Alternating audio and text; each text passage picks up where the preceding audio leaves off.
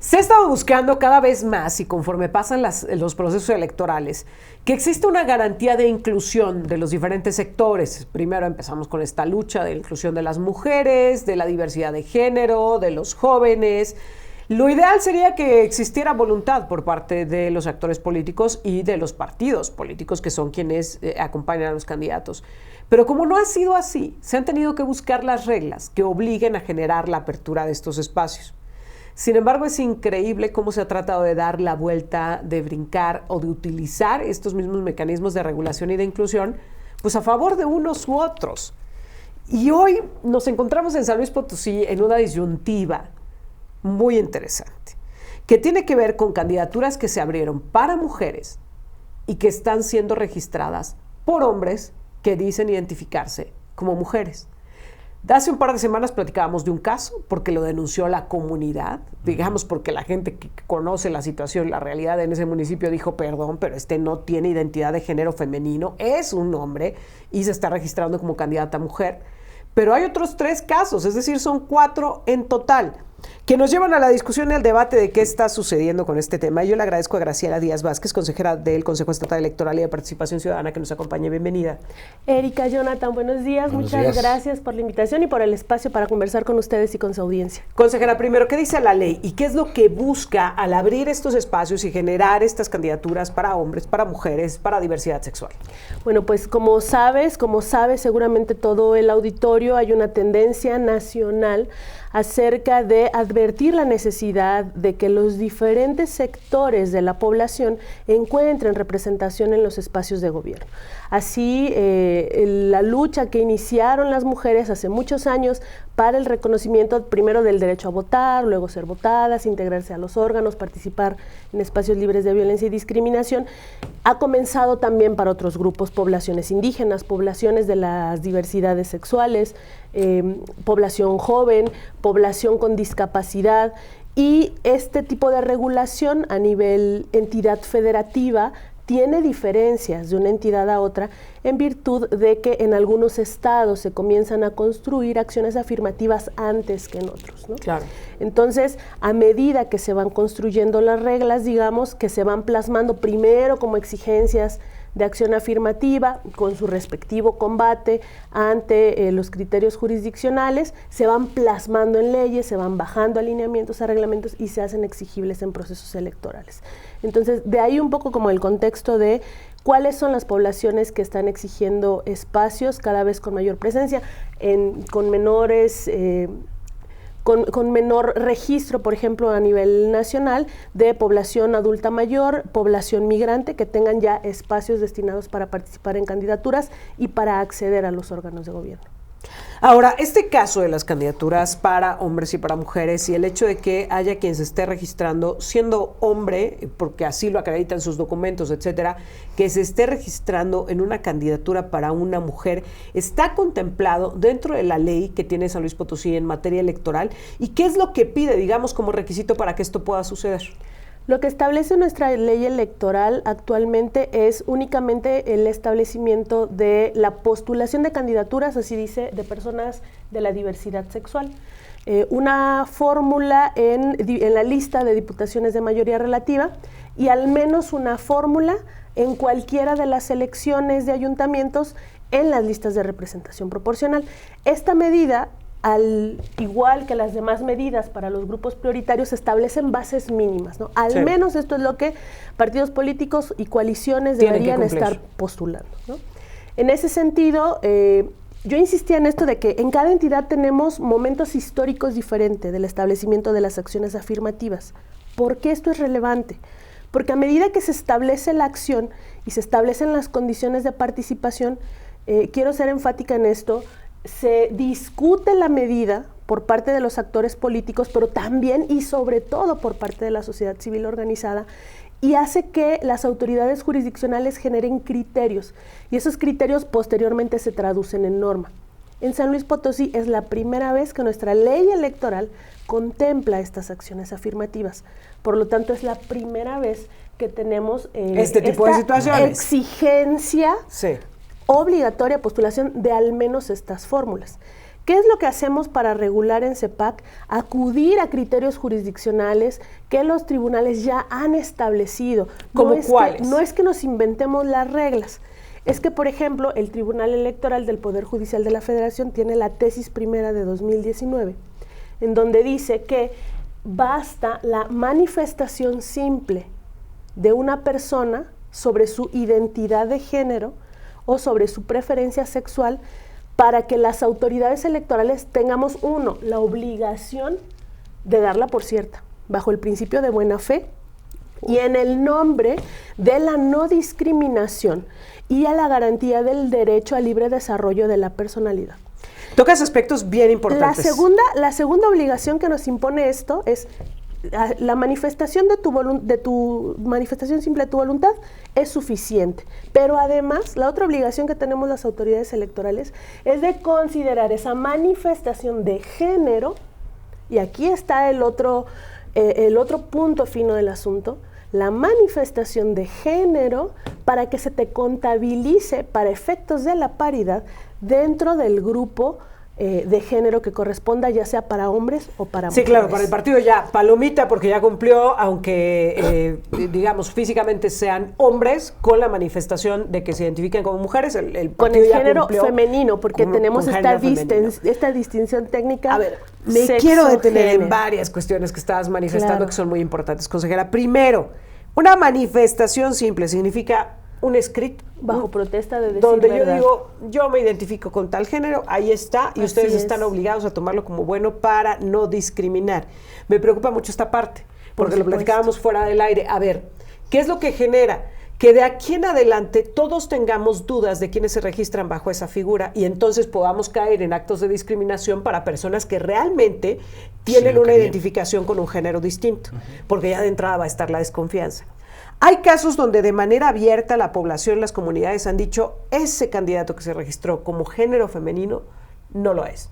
Hasta el día de hoy se manifiesta como hombre, incluso tiene pareja femenina, tiene familia, en las candidaturas anteriores o los cargos anteriores o a lo largo de su vida se ha manejado como un hombre. ¿Qué pasa en esas situaciones? ¿Hay una escucha a la comunidad? Claro. Aquí es bien importante lo que tú comentas en términos del debate público, el seguimiento ciudadano que tenemos a los procesos electorales y a cada una de sus distintas etapas. Y eso es fundamental para no solo el accionar de este tipo de acciones afirmativas, sino sobre todo para su perfeccionamiento. En esta intervención anterior lo que les compartía es un criterio de la Sala Superior del Tribunal Electoral del Poder Judicial de la Federación. Estos criterios se intentan traducir a lineamientos, a reglamentos y su aplicación a la hora de cada uno de los tramos del proceso electoral.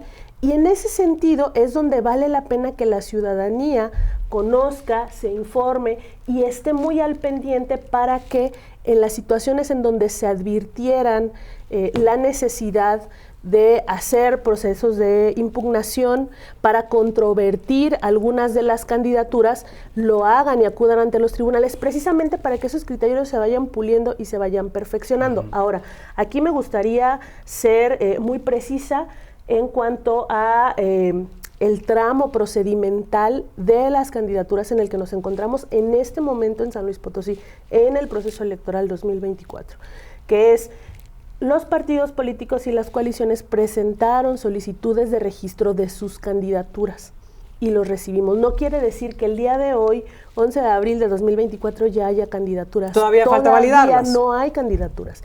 Lo que hemos dictaminado desde el Consejo General de CEPAC el sábado pasado fue la paridad. ¿Qué quiere decir esto? No estamos dictaminando sobre candidaturas de personas individuales.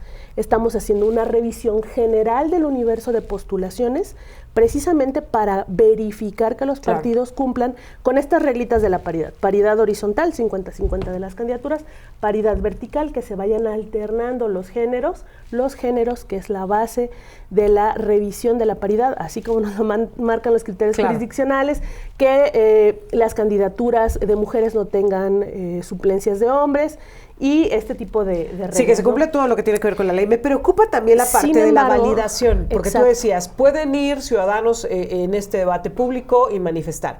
Pero ¿qué es de la responsabilidad de los partidos políticos? Estos 4 casos que tenemos en San Luis Potosí, corrígeme si me equivoco, van cobijados por partidos políticos, 3 por el Partido Verde y 1 por el PRD, ¿no?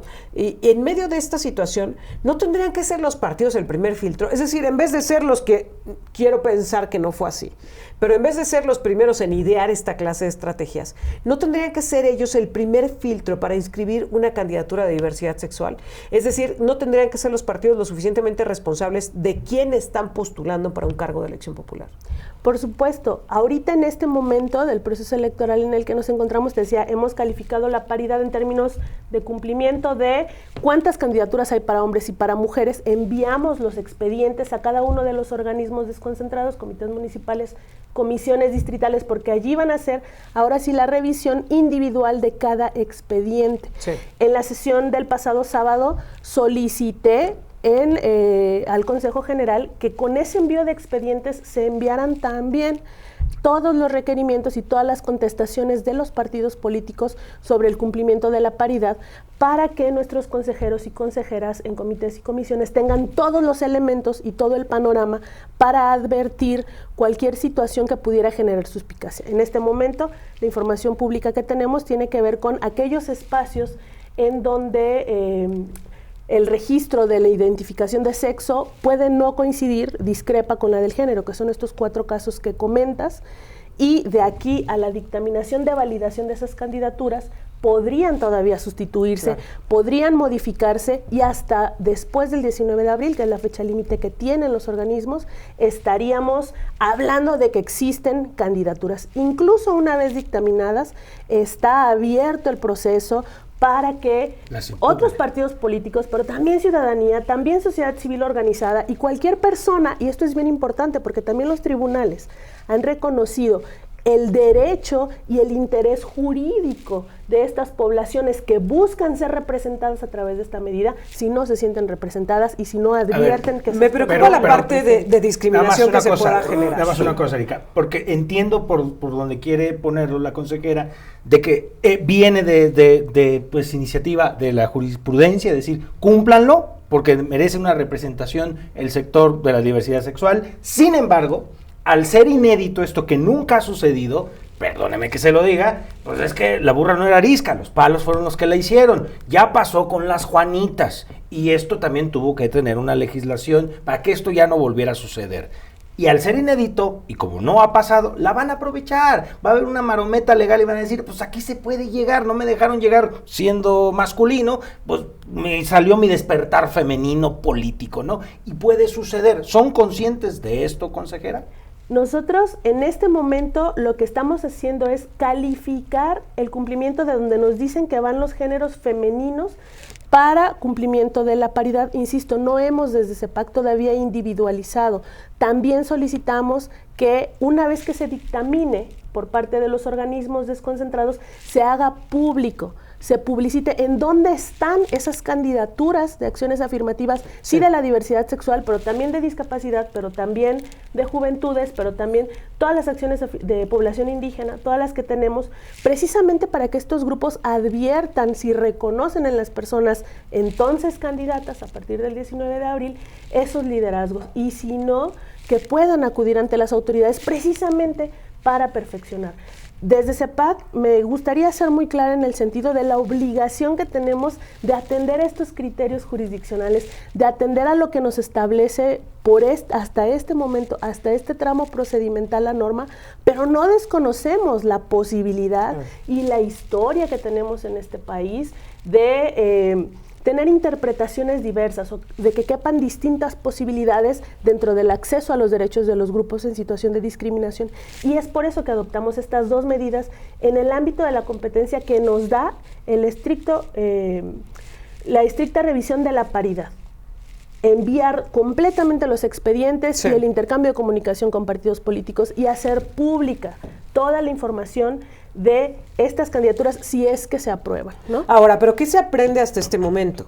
Porque entiendo, sí, esta parte que es un primer ejercicio que no me parece justificación. Tenemos que aprender, como tú lo decías, de las normatividades que se tienen en otros lugares. Hoy tendríamos que tener ya elementos para poder calificar este tipo de cuestiones. Y te lo pregunto porque me preocupa la parte de la discriminación.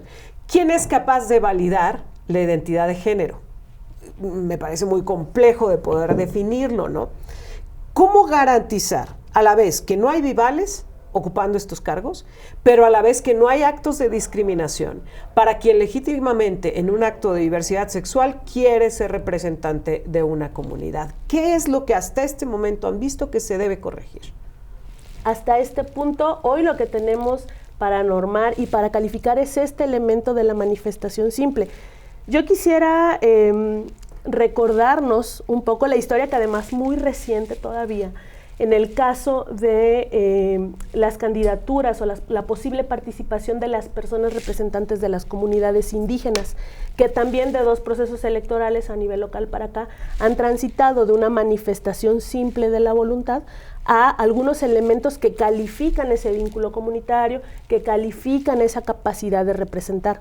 Lo cierto es que con lo que hoy tenemos, conforme a lo que nos dicen los criterios de del Tribunal Electoral, es que la manifestación simple en la identidad de género es lo que tenemos que tomar como válido hasta este momento, salvo que hubiera elementos, indicios que señalen, que lo pongan en duda, y entonces tendríamos que entrar a este tramo de los medios de impugnación y a afinar esos criterios otra vez para que se transforme en ley. A veces las leyes le toman más tiempo en materializarse, por eso en este punto tenemos que acudir a criterios jurisdiccionales desde el estricto quehacer de la autoridad electoral. Por supuesto que la ciudadanía tiene esta potestad de iniciar los procedimientos cuando no se siente representada, cuando no se siente identificada, cuando advierte estas situaciones de las que es más sensible y a las que tiene más a la mano, y puede, es más, debe. Por eso es que estamos solicitando la publicidad. Claro. Y estamos también, quiero aprovechar para enlazar esto,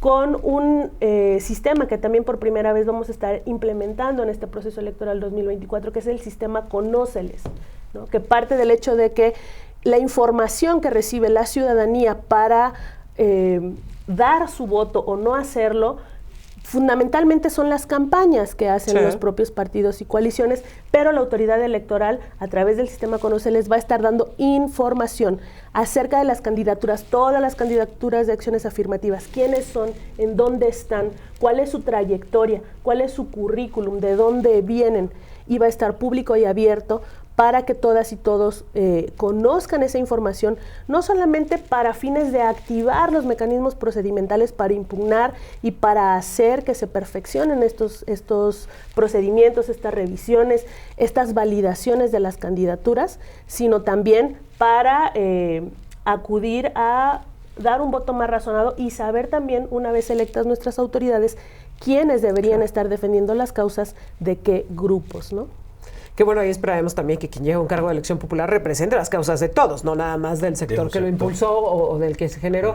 Yo te agradezco mucho que hayas estado con nosotros, consejera. Te voy a pedir que podamos estar en comunicación para ver de estas 4 que están en esta condición, cuántas trascienden, cuántas llegan y pues qué va a pasar con ellas, que creo que será también un aspecto muy interesante, sí de aprendizaje, pero creo que también tendrá que ser, insisto, un acto de inclusión y no de una irresponsabilidad. Y creo que ahí también los partidos políticos, los actores políticos son quienes llevan la mayor parte de la responsabilidad, porque a ver, ustedes como Consejo Estatal Electoral, insisto, no creo que deban tener la responsabilidad de validar la identidad de género de una persona. O juzgarla. Creo que esa no tendría por qué ser su función.